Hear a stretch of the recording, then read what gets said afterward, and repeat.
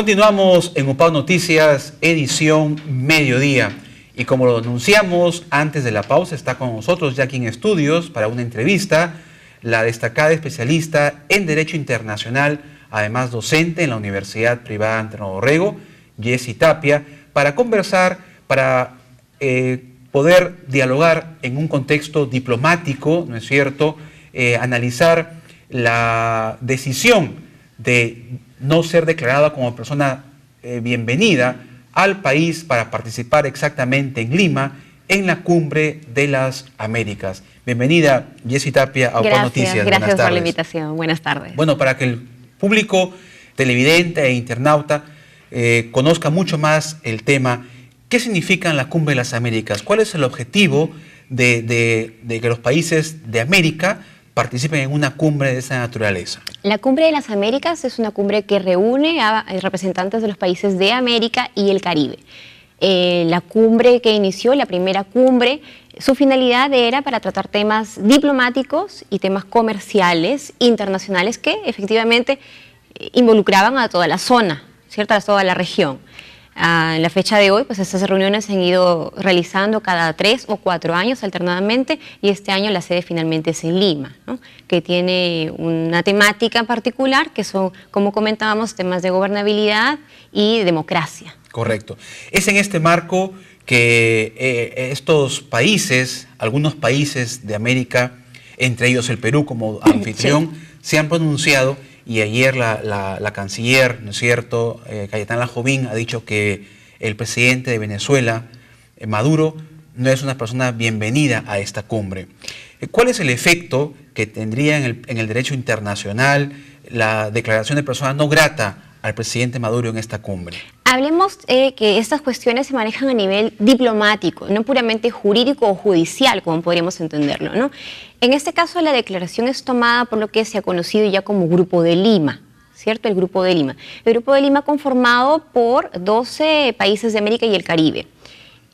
Pero no es una decisión apresurada. Quiero decir que esto es una consecuencia de un documento de la declaración de Lima que se toma en el año 2017, en el mes de agosto, con estos países participantes, y lo que decían era, bueno, fundamentalmente, que reconocían al gobierno de Venezuela como un gobierno que estaba violentando derechos humanos y la democracia en este estado, y por tanto no iban a reconocer aquellos actos que tomara este gobierno, sino que por lo contrario los conocían como ilegítimos, como ilegales.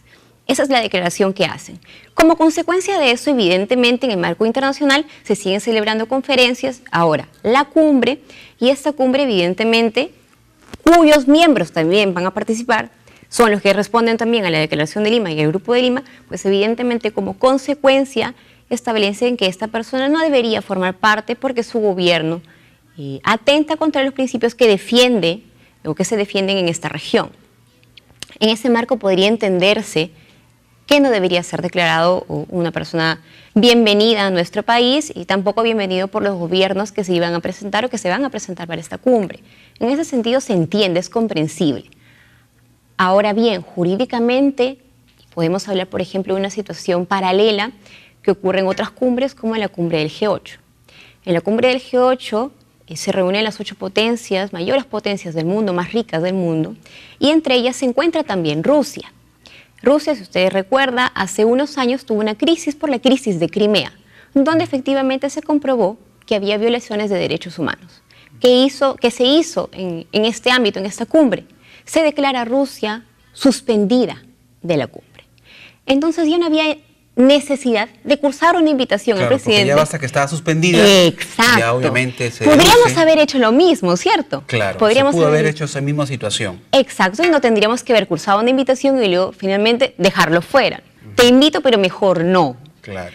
No había necesidad de haber entrado en ese juego. ¿Qué es lo que podemos entender? ¿Por qué se habría creado esta situación? Porque evidentemente el Perú y los mismos países de la Declaración de Lima mantienen relaciones económicas y comerciales fuertes todavía con Venezuela. Entonces, quizás estemos entrando en una contradicción. Estamos en una situación quizás un poco hipócrita. Sí, rechazamos las violaciones de derechos humanos. Pero tengo todavía vínculos comerciales con Venezuela. Exacto. Exacto. Ahora, cuál sería la decisión que puede tomar el presidente Maduro en esta situación? Él puede decir, bueno, no me invitan, pero yo puedo ir. Yo voy sin invitar. Porque no estoy suspendido. Claro, ese es su argumento que él puede manejar. Por y supuesto. estaría en todo su derecho, ¿no es cierto? Por supuesto. Pese a no estar invitado, él no ha perdido el derecho, porque no ha sido suspendido.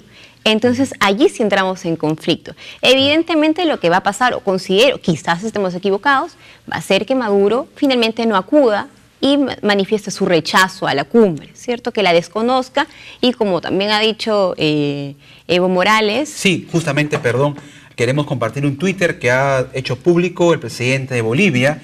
Evo Morales dice, por orden de Trump, el Grupo de Lima, con 12 de 35 países que forman la Cumbre de las Américas, viola el principio de no intervención y atenta contra Venezuela al cancelar la invitación al hermano presidente Maduro. Dice el Twitter de Evo Morales, rechazamos que países de la región se presten a plan golpista de Estados Unidos. ¿Cómo entender, cómo interpretar este tuit? Claro, en este caso es sabido ya que el presidente Evo Morales ha manifestado abiertamente su apoyo al gobierno de Venezuela.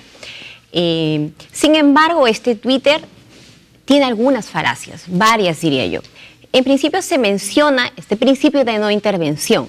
El principio de no intervención en derecho internacional se entiende como aquella injerencia que se hace efectivamente dentro de un país contra sus decisiones soberanas, ¿de acuerdo? Contra decisiones soberanas propias de su gobierno, de su administración y de los poderes del Estado. En este caso, una invitación no es nada de eso, no implica nada de eso, con lo cual este Twitter no es cierto. Ahora bien, lo importante es que Evo Morales nos quiere decir que es Trump, ¿no? Y su gobierno, el gobierno imperialista. Diciendo que nos estamos dejando influenciar por decisiones del presidente estadounidense. Correcto. Sin embargo, yo no considero que sea cierto, no creo que debamos tomar como cierto este tuit de Evo Morales, porque el rechazo y la razón de este rechazo es algo que todos sí reconocemos, que es la violación que ya es constante de derechos humanos, claro, y a todos los tratados de derechos humanos. Y sobre todo lo que ha, creo que, motivado mucho más es que el 22 de abril el presidente ha dicho que va a convocar a elecciones en su país y él está postulando para un nuevo gobierno. Claro, yo creo que ya es evidente que el gobierno y sus poderes ya no lo son más. Quiero decir, la Asamblea Nacional Constituyente, que es el órgano principal, plenipotenciario y autoritario, única autoridad del gobierno de Venezuela a día de hoy, porque ya ni siquiera podemos contar con un tribunal constitucional, este único poder del Estado ha decidido de forma unilateral convocar a elecciones. En principio se dijo que se iba a tomar en cuenta la decisión de la oposición, de algunos miembros de la oposición. Sin embargo, se ha establecido una fecha de forma unilateral. Esa fecha para elecciones ya ha sido rechazada por el bloque de Lima, y va a continuar siendo rechazada también la elección que se produzca en esa fecha, que lamentablemente, al parecer, podría ser una continuación del gobierno de Maduro. Correcto. Y ya para finalizar esta interesante entrevista, ¿qué debería pasar? Porque siempre, como sudamericanos, como americanos, estamos preguntándonos hasta dónde vamos a tener que, el país de Venezuela, soportar esta actitud, diríamos, autoritaria, ¿no? Dictatorial de Maduro. ¿Qué tendría que pasar para que vuelva la democracia a Venezuela? Cabe resaltar que los organismos internacionales, estamos hablando de la organización, la OEA, y también por su parte la Comisión y la Corte Interamericana de Derechos Humanos a nivel internacional, pero regional propiamente, también la Organización de Naciones Unidas e incluso la Corte Penal Internacional están tratando de tomar medidas contra el gobierno de Maduro y contra las decisiones, el abuso, el uso de la fuerza y la violación de derechos humanos que hemos dicho una y otra vez, porque es lo que está ocurriendo en este país. No podemos hacer más porque allí está el principio de no intervención. Nosotros, como países de la zona, lo único que podemos hacer, como se ha hecho por parte del Grupo de Lima, es solicitar, por ejemplo, un corredor, un pasaje para que se puedan transportar medicina y alimentos, que son dos cuestiones básicas que a día de hoy los ciudadanos nacionales y residentes en Venezuela no pueden contar. Entonces, el apoyo por parte de los países o la cooperación por parte de los países de la zona tiene que ir orientada en ese sentido. Permitir a los ciudadanos otorgar medicina, alimentos, sí, y también la evidente recepción, ¿no?, de aquellos que están solicitando refugio. Es notorio también que a día de hoy estamos recibiendo, se tiene una cifra estimada de entre 6.000 y 8.000 venezolanos al mes, aunque la cifra real podría incluso llegar hasta el doble, ¿no? Quizás nuestro espíritu de cooperación debe estar orientado hacia allí. Entonces, no más se puede hacer a nivel de relaciones exteriores. No más. Solamente esperar que en ese país se genere un cambio. ¿A partir de qué situación podría generarse ese cambio? A día de hoy se ha iniciado ya un proceso por el incumplimiento que tiene Venezuela a la Carta Democrática, que él forma parte, ¿no?, como parte de la OEA. Y por otro lado, la Corte Penal Internacional ya ha iniciado un mecanismo porque se entiende o se ha pedido ya una audiencia, una primera investigación, incluso se han pedido medidas cautelares en el marco de la Corte Penal Internacional, porque habría evidencia suficiente de que hay una violación de derechos humanos, pero no solo eso, sino que se habrían cometido crímenes de lesa humanidad. Claro. Crímenes de lesa humanidad. Y en ese sentido, podríamos estar a la espera de una decisión de Corte Penal Internacional que, al tener competencia, porque Venezuela forma parte de la Corte Penal Internacional, podríamos esperar que una sentencia obligara a este gobierno a dar cumplimiento a, y con eso cesen, esperemos, parte de estos abusos, ¿no? Muy bien, muchas gracias. Estuvo con nosotros la docente de Derecho Internacional de la Universidad Privada Antonio Dorrego, abogada Jessie Tapia, magíster, especialista en Derecho Internacional, ampliando sobre esta decisión de no ser bienvenido, de no darle la bienvenida, de ser una persona no grata para la cumbre en Lima al presidente Maduro. Sin embargo, como lo hemos dicho, él podría usar su derecho de participar, porque no está suspendido de intervenir en esta cumbre de las Américas. Muchas gracias nuevamente. Hacemos una pausa y regresamos en UPAO Noticias, edición mediodía.